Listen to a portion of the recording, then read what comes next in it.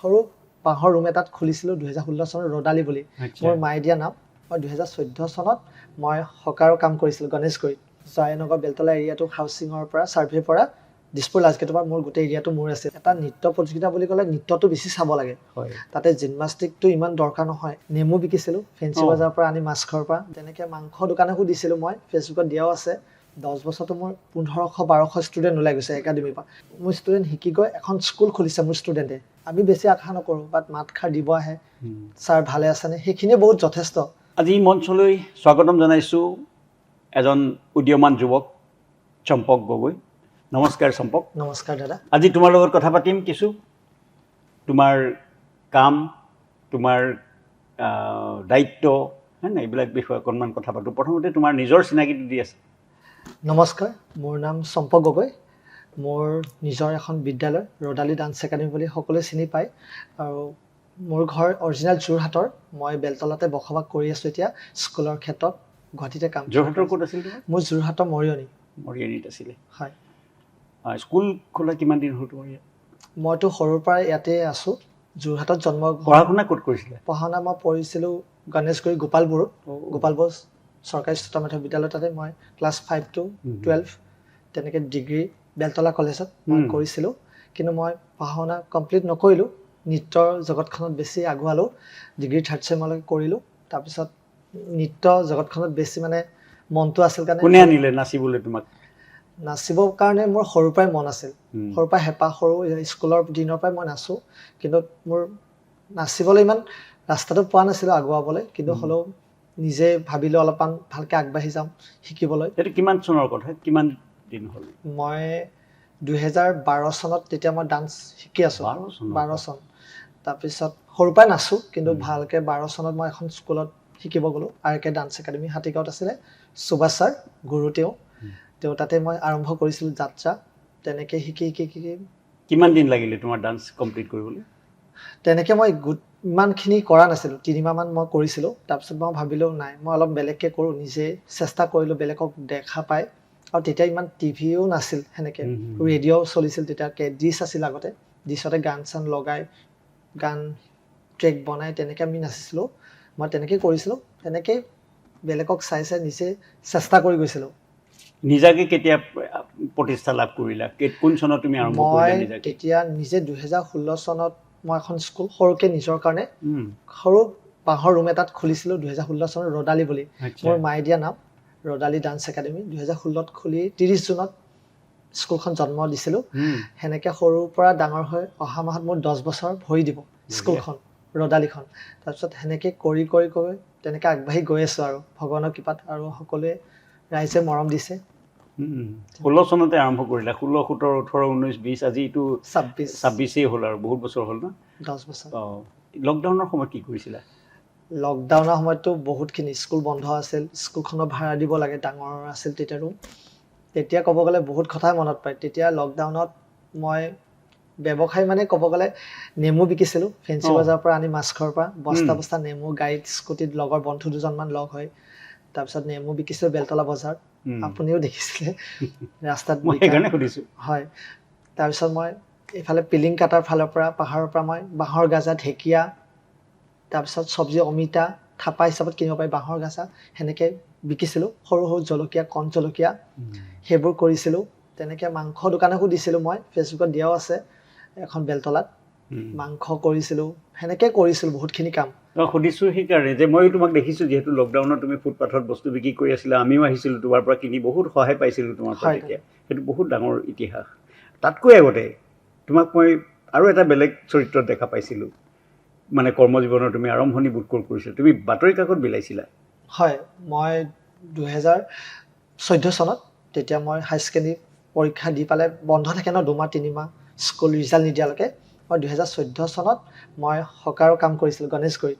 সেই গণেশগুৰিত পেপাৰ আনি দিছিলোঁ জয়নগৰ বেলতলা এৰিয়াটো হাউচিঙৰ পৰা ছাৰ্ভেৰ পৰা দিছপুৰ লাষ্টগেটৰ পৰা মোৰ গোটেই এৰিয়াটো মোৰ আছিল, সেইখিনি কভাৰ কৰিছিলোঁ।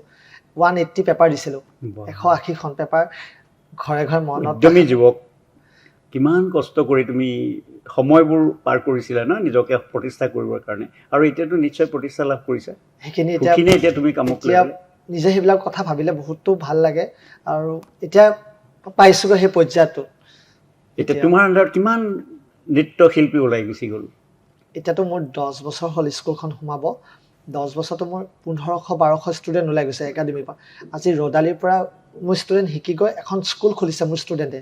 বাহ, বৰ সুন্দৰ কথা। তাৰ আৰু পৰা ক'ৰবাত ভাল স্বীকৃতি লাভ কৰিছে নেকি, নেশ্যনেল বা ইণ্টাৰনেশ্যনেল তেনেকুৱা মনত আছে তেনেকে নেকি?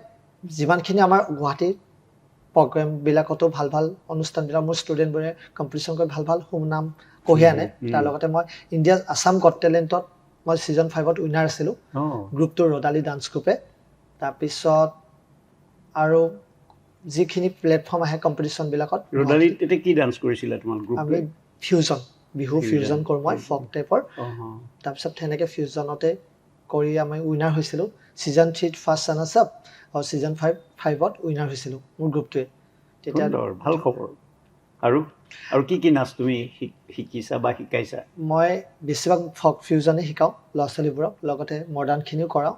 সৃষ্টিমূলক নৃত্য অসমীয়াখিনি থলুৱা, তাতে লোকনৃত্যখিনি যিখিনি পাৰোঁ মই সেইখিনিও শিকাব চেষ্টা কৰিছোঁ। উঠি অহা নতুন প্ৰজন্মই লোকনৃত্যখিনিতো জানিব লাগিব, আমাৰ যিমানখিনি হওক সেইখিনি বস্তুখিনি মই শিকাবলৈ যত্ন কৰোঁ একাডেমীত। কেনেকুৱা লাগিছে এতিয়া সেই পুৰণা তোমাৰ যিজন ছাত্ৰ বা ছাত্ৰী এটা সময়ত তোমাৰ ষ্টুডেণ্ট আছিলে, এতিয়া তেওঁ এগৰাকী শিক্ষয়িত্ৰী হ'ল, লগ পালে কেনেকুৱা লাগে কেতিয়াবা? ভাল লাগে যেতিয়া ৰাস্তাত দেখা পাই ভৰিত ধৰি সেৱা কৰে ন, ছাৰ ভালে আছেনে, আপোনাৰ তাতে শিকিছিলোঁ। মই মোক পাহৰি গৈছোঁ 10 বছৰ আগৰ বহুত ষ্টুডেণ্ট ওলাই গৈছে, তেতিয়া কয় ছাৰ সেইজন ষ্টুডেণ্ট আমি আপোনাৰ স্কুলত, মোক মনত পেলাই দিয়ে সেই গানটো আমি কৰিছিলোঁ। ভাল লাগে সেই ষ্টুডেণ্টে আজি স্কুল খুলিলে, ৰাস্তাত দেখিলে মাতষাৰ দিয়ে, ভাল লাগে বহুতখিনি। গৌৰৱ কৰোঁ যে আজি মোৰ ষ্টুডেণ্টে সেই মাতষাৰৰ কাৰণে আমি বেছি আশা নকৰোঁ, বাট মাতষাৰ দিব আহে, ছাৰ ভালে আছেনে, সেইখিনিয়ে বহুত যথেষ্ট। মনত আনন্দ হয় আমাৰ, সেইটোৱে ভাল লাগে, গৌৰৱ কৰোঁ। আৰু এতিয়া ৰদালি ডান্স গ্ৰুপত কিমান ষ্টুডেণ্ট আছে? এতিয়া ৰদালিত 75-75জনৰ ওপৰত ষ্টুডেণ্ট আছে, শিকি আছে ছাত্ৰ ছাত্ৰীয়ে। কিবা পৰিকল্পনা আছে নেকি ৰদালি ডান্স গ্ৰুপৰ? পৰিকল্পনা আছে, বহুতখিনি সপোন দেখি থৈছোঁ। স্কুলখন এখনৰ পৰা 2খন কৰিবলৈ 10 বছৰ হ'ব হ'ল অহা মাহত। আৰু বহুত জেগাতে চিনি পাওক, চব ফালে স্কুলখন যাতে হয় ৰদালিখন। তুমি অকল নিজৰ ৰদালিতে ডান্স শিকোৱা নে বেলেগ বেলেগ ঠাইত ৱৰ্কশ্বপ বা এনেকুৱা ধৰণৰ কিবা কিবি কৰা নেকি? মই ৰদালিখন বাহিৰে মই কৰাওঁ ডক্টৰ ভৱেন্দ্ৰনাথ শইকীয়া ছাৰৰ আৰোহণত শিকাওঁ। তাতে শনিবাৰ দেওবাৰে আৰোহণত শিকাওঁ, তাতে আধুনিক নৃত্য শিকাই আছোঁ। তাৰ লগতে মই জুলাই মাহত কৰ্মশালাবিলাকত মাতে মোক। এইবাৰ আছে ডিগবৈ, তাৰপিছত নলবাৰীত, বৰপেটা, মানে কণ্টেক্ট কৰি থৈ দিছে। কল আহি আছে, মৰিগাঁৱত ৱৰ্কশ্বপ কৰাব যাওঁ, জাগিৰোড, তেনেকৈ গৈছোঁ বহুত জেগাত কৰ্মশালা কৰিবলৈ, জোনাই, তেনেকৈ। বিশেষকৈ বিহু ফক ডান্সবিলাক তুমি বিহু শিকোৱা ফক না? ডান্সখিনি শিকাওঁ, আধুনিকখিনিও শিকাওঁ, লগতে সৃষ্টিমূলক নৃত্য ছেমি ক্লাছিকেলখিনি যিবিলাক কম্পিটিশ্যনত লাগে গানবিলাকত, সেইবিলাক ধৰণৰ। এতিয়া ৱৰ্কশ্বপ কৰাৰ লগে লগে তোমালোককতো ডান্স কম্পিটিশ্যনবিলাকত জাজ কৰিবলৈও মাতে চাগে?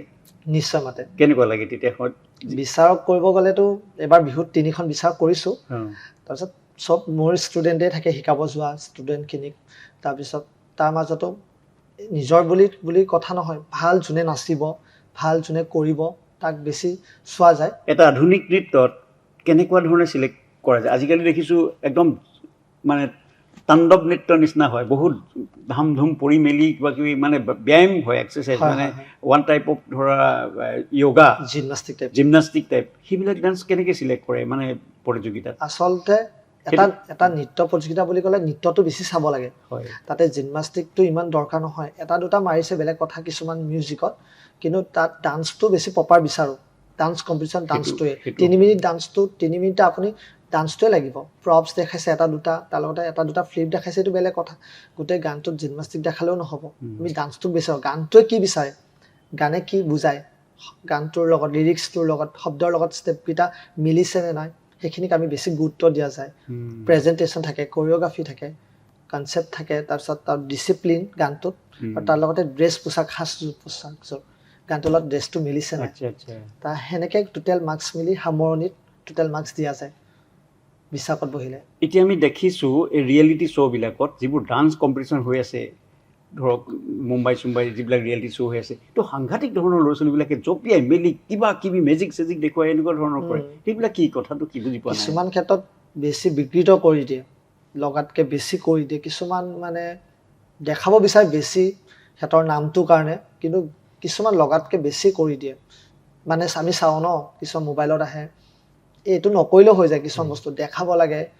এতিয়াতো বিচাৰকৰ কনফিউজ হ'ব। এতিয়া ধৰক এটা ডান্স কম্পিটিশ্যনত কোনোবা এটা কথক নাচিছে, কোনোবা এটাই সত্ৰীয়া নাচিছে, কোনোবা এটাই একদম অসমীয়া পুৰণা আধুনিক গীত এটি নাচিছে, পুৰণা গীতৰ। এতিয়া সেইবিলাক বিচাৰ কৰোঁতে গণ্ডগোল নহয়নে? হয়, নিশ্চয় হয়। তেতিয়া চব বস্তুৰে ভাগ বেলেগ বেলেগ থাকে ন, সেই হিচাপত চোৱা যায়। কিন্তু সেইবিলাক কৰিব গওঁতে বহুত জিমনাষ্টিক ফ্লিপবিলাক মাৰোঁতে মাৰোঁতে সেই কথক নাচটো বা সত্ৰীয়াটো হওক বা বেলেগ নিজৰ ডান্সৰ ফৰ্মটো মানে এটা বেলেগ ৰূপত গুচি যায়, বিকৃত হৈ যায়। আৰু মানে আজিকালি ফিউজন বুলি ক'লে বিহু ফিউজন হওক বা যিকোনো ফিউজন কৰিব পাৰি, কিন্তু কষ্টিউমটো পিন্ধাৰ পিছত বিহু সাজ পোছাকযোৰৰ লগত সেই নাচটো মিলিব লাগিব। এই ফ্লিপ এটা মাৰি দিলে বিহু সাজত নহ'ব।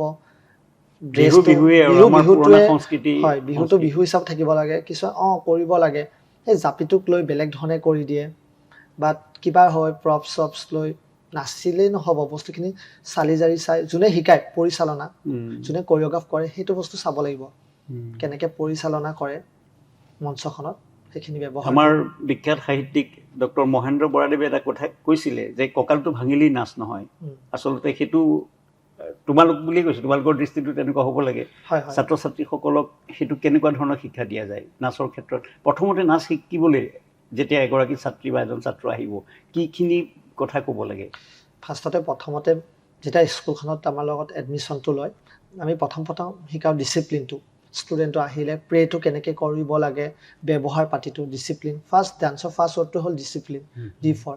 সেই আহিলে এক্সাৰচাইজখিনি মেইন বস্তু, আমি এক্সাৰচাইজখিনি আগত কৰি লওঁ, বডিটো ফ্লেক্সিবল, গাটো ভাঙিবৰ কাৰণে। তাৰপিছত সেই নাচটোৰ বিষয়ে আমি থুলমূল থিয়ৰী কিছুমান থাকে, গানটো শুনাই লওঁ আগত, মিউজিকটো কেনেকৈ কি বস্তু বুজাইছে সেই থিয়ৰিটো কওঁ। তাৰপিছত লিৰিক্সখিনিৰ লগত সেনেকৈ আমি ডান্সটো প্ৰকাশ কৰিব চেষ্টা কৰোঁ, বুজাই দিওঁ ছোৱালী বা ল'ৰাজন তেনেকৈ। এতিয়া অসম চৰকাৰে যিটো পদক্ষেপ হাতত লৈছিলে, বিহু ডান্সত এটা বিশ্ব ৰেকৰ্ড কৰিলে, ঝুমুৰত কৰিলে বা গ্ৰুম্বাত কৰিলে, নহয় জানো? সেইবিলাকৰ ষ্টুডেণ্টবিলাকো নিশ্চয় তোমালোকৰ আছে।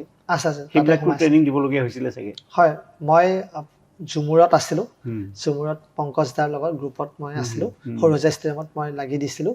সেইবিলাকে আমি কেনেকৈ লাইন আপবিলাক কেনেকৈ সোমাব লাগে, কেনেকৈ ওলাব লাগে, ফৰ্মেশ্যনছবিলাক আমি সেইবিলাকত চাই দিছিলোঁ। খুব ভাল লাগে ন? ভাল লাগে। যেতিয়া স্বীকৃতি, নেশ্যনেলি যিটো স্বীকৃতি পাই গ'ল, তাৰপিছত আৰু ভাল লাগে। আৰু ভাল লাগে, চৰকাৰকো ধন্যবাদ দিব লাগে, যেনেকৈ এই সংস্কৃতিটোক ইমান ধুনীয়াকৈ দিছে, সেই বস্তুটো আগবঢ়াই লৈ গৈ আছে। আৰু আমাৰ এইবিলাক বস্তু আগুৱাব লাগে, আৰু বহুতো আছে তেনেকৈ। নাচ শিক্ষক হিচাপে তোমালোকৰেও মানে ভাল পোৱা ন? আমাক এটা প্ৰাধান্য দিছে চৰকাৰখনে, নাচটো যে ওপৰলৈ গৈ আছে, সেইটো ভাল লাগে। আৰু কিবা কিবি পদক্ষেপ হাতত লৈছে এতিয়া। তুমি নিজাকে কিবা পৰিকল্পনা কৰি ৰাখিছা নে? একদম মানে মোৰ পৰিকল্পনা, মোৰ ল'ৰা ছোৱালীখিনিক লৈ আগবাঢ়িবলৈ বিচাৰোঁ, ভাল এখন স্কপ, ভাল এখন মঞ্চত। ল'ৰা ছোৱালী আজিকালি কম্পিটিশ্যনবিলাক খেলি মেলিবিলাক বেছি হৈ থাকে, সেইখিনি ভাল এখন মঞ্চত লৈ যাবলৈ বিচাৰোঁ ছাত্ৰ ছাত্ৰীখিনিক।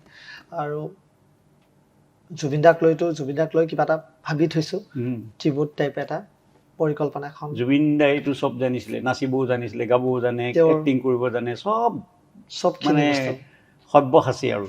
গতিকে এতিয়া যিসকল ছাত্ৰ ছাত্ৰীয়ে শিকি আছে, তাৰ ভিতৰতে কিছুমানটো মই বোধ কৰোঁ চবটো নাচনি নহয়, কিন্তু কিছুমানে টাইম পাছ কৰিবলৈও অভিভাৱকে পঠাই দিয়ে, তেনেকুৱা আছেনে? আছে।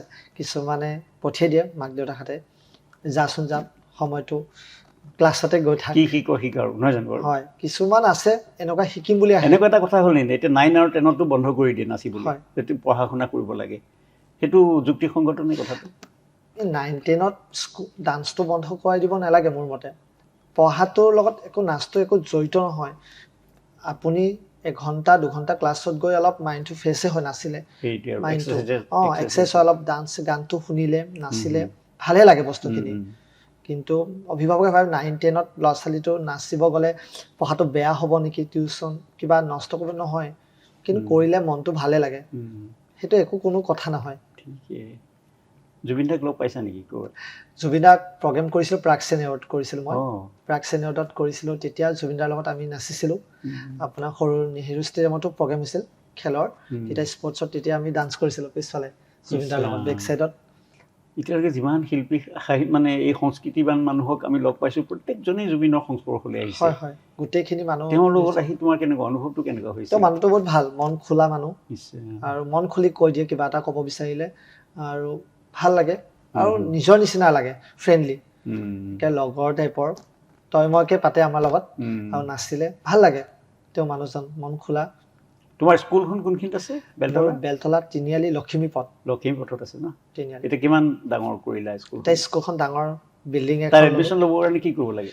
এডমিশ্যন কৰিবৰ কাৰণে গ'লে হ'ল, ফৰ্ম দিয়া হয়। কেতিয়া তোমাৰ কিবা ছেশ্যন আছে নেকি? কোন সময়? তেনেকৈ নাই, এতিয়া আপোনাৰ জুনৰ মাহটোত এডমিশ্যন হয়, জুন জুলাইত নতুন বেটছ বুলি এটা থাকে। আচ্ছা আচ্ছা। জুন জুলাইত ফৰ্ম দি থকা হয়, আৰু গ'লে হ'ল, ফৰ্ম দিয়া হয়, ফৰ্ম ফিল আপ। কিমান আছে তোমাৰ ফেকাল্টি বা নাচৰ শিক্ষক কেইজন আছে? এতিয়া মোৰ লগত 4জন আছে। এতিয়া 4জন আছে, বেলেগ বেলেগকৈ গোটেই বিভাগৰ। এজন জিমনাষ্টিকৰ থাকে, এজন ডান্সৰ থাকে, 2জন মই নাথাকিলে সিহঁতে চাই স্কুলখন, মই ক'ৰবাত গ'লে শিকাব গ'লে। বঢ়িয়া, ভাল লাগিল কথাবোৰ শুনি। একদম মানে সৰু অৱস্থাৰ পৰা, হয় নহয়, সৰু মানুহৰ পৰা তুমি ডাঙৰ মানুহ হৈছা। হয়। তুমি যিখিনি কৰি আহিছা, মই বেলতলাতে যিহেতু যিমান দিন মই আছোঁ, তোমাক মই সৰুৰ পৰা পাইছোঁ, সেইকাৰণে আজি তোমাক মাতি আনিলোঁ এই মঞ্চলৈ। আৰু আজি তুমি ষ্ট্ৰাগল কৰি, সংগ্ৰাম কৰি যিটো হিচাপে তুমি প্ৰতিষ্ঠিত হৈছা, সেইটো তোমাৰ আমাৰ ভৱিষ্যত প্ৰজন্মৰ কাৰণে আদৰ্শ, নহয় জানো বাৰু? সেইকাৰণে ভাল লাগিছে তোমাৰ কথাখিনি খোলাকৈ ক'লা। তুমি এটা সময়ত পেপাৰ দিছিলা, দোকানৰ পৰা নি পেপাৰ বিক্ৰী কৰি পঢ়া শুনা কৰিছিলা। তাৰপিছত লকডাউনৰ সময়ত তুমি সাংঘাতিক ধৰণে মানুহক পাচলিৰ যোগান ধৰিছিলা, মাছ মাংসৰ যোগাৰ দিছিলা। সেইটোতো বহুত ডাঙৰ কথা। এইখিনি বহুত মানুহে এইবিলাক কাম নকৰে। তুমিতো সেইবিলাক লাজ কৰা নাছিলা, কৰ্মক তুমি বেছি গুৰুত্ব দিছিলা। গতিকে গোটেইখিনি কথা তোমাৰ পৰা শুনিলোঁ আজি, ভাল লাগিলে। তোমাৰ ভৱিষ্যত পৰিকল্পনা সুন্দৰ হওক, তোমাৰ সপোন দিঠক হওক, আমি সেইটোকে কামনা কৰিছোঁ। আৰু আজি কিবা ক'বা নেকি আৰু স্পেচিয়েল কিবা? আৰু মোৰ বেলতলাতে আছে মোৰ স্কুলখন, ৰ'দালি ডান্স একাডেমি। আৰু জুলাই মাহত এটা কৰ্মশালা হয় প্ৰতি বছৰে, 1 জুলাইৰ পৰা 7 জুলাই। যিসকলে শিকিব বিচাৰে নৃত্যৰ লগত জড়িত, যিকোনো আমাৰ বিশিষ্ট আমাৰ নৃত্য পৰিচালক নিমন্ত্ৰণ কৰি আনো মই বাহিৰৰ পৰা, 1 জুলাইৰ পৰা 7 জুলাইলৈ। তাতে উদয় ছাৰ আছে, তাতে অসীম গগৈ ছাৰ আছে, আৰু 2জনমান আছে। লগতে মই নিজে প্ৰশিক্ষক, মই নিজে শিকাওঁ। কোনোবাই যদি শিকিব বিচাৰে আহিব পাৰে। 1 জুলাইৰ পৰা 7 জুলাইলৈ ৰাতিপুৱা 10 বজাৰ পৰা 2 বজালৈ হয় ৱৰ্কশ্বপটো। আৰু এবাৰ সাংস্কৃতিক সন্ধিয়া শেষৰ দিনাখন আমাৰ ৰ'দালি 10 বছৰত ভৰি দিব, এটা সাংস্কৃতিক সন্ধিয়াও হ'ব। তেনেকৈ সকলোকে নিমন্ত্ৰণ কৰিলোঁ। ৰংমেলা টিভি সেইটো আমি দেখুৱাম তোমালোকৰ প্ৰগ্ৰেমটো, নহয় জানো? ঠিক আছে চম্পক, তেতিয়াহ'লে তোমাৰতো নাচ আমি চাবলৈ চবেই ৰৈ আছে, ৰংমেলাৰ দৰ্শকসকল, হয় নহয়? আমি অকণমান, তুমি ইয়াত বহি অকণমান হাত মুখৰ ভংগীমা দেখুৱাচোন। অ'কে, ইয়াতে বহি যিখিনি পাৰোঁ, এইটো বস্তু চবেই কৰিব পাৰিব যিবিলাকে ঘৰত বহি থাকে আজৰি সময়ত। মই হাতৰে কিছুমান মুভমেণ্ট দেখাই দিছোঁ। ফিংগাৰ ৱেভ বুলি কয়, এইটো হাতৰ ফিংগাৰ ৱেভ, ৱেভ বুলি কয়, ফিংগাৰ ৱেভ। আৰু মুভমেণ্টছ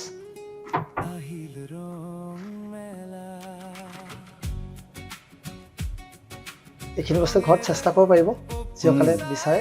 আৰু হাতৰ ৱেভ, কিছুমান বস্তু মুভমেণ্ট আছে, বডি ৱেভ আছে, এইখিনি। বহুত ধন্যবাদ। ঠিক আছে, ভাল লাগিল। মই ধন্যবাদ দিওঁ এইখিনিত মোক আজি মাতি অনাৰ কাৰণে, আপোনালোকৰ গোটেই পৰিয়ালবৰ্গলৈ, ৰংমেলা, আপোনালোকক সকলোকে ধন্যবাদ ৰাখিলোঁ। আমাৰ ৰংমেলা টিভিৰ উদ্দেশ্য সেয়া যে আমি এচাম এনেকুৱা মানুহ আমি আমাৰ ৰংমেলা টিভিত আনিম, মঞ্চলৈ আনিম, যিসকলে পৰিশ্ৰম কৰি, তোমাৰ নিচিনা সৰুৰ পৰা পৰিশ্ৰম কৰি প্ৰতিষ্ঠিত হৈছে। আৰু আমিও আশা কৰিম এনেধৰণৰ কোনোবা যদি প্ৰতিষ্ঠিত, খুব সংগ্ৰাম কৰি প্ৰতিষ্ঠা হোৱা ব্যক্তি আছে এই সংস্কৃতিৰ লাইনটোত, আমাৰ ওচৰলৈ আহক, আমি তেওঁলোকৰ লগত কথা পাতিম। তেতিয়াহ'লে পুনৰবাৰ তোমাক ধন্যবাদ জনাই আজি অনুষ্ঠানটো সামৰোঁ। নমস্কাৰ, থেংক ইউ।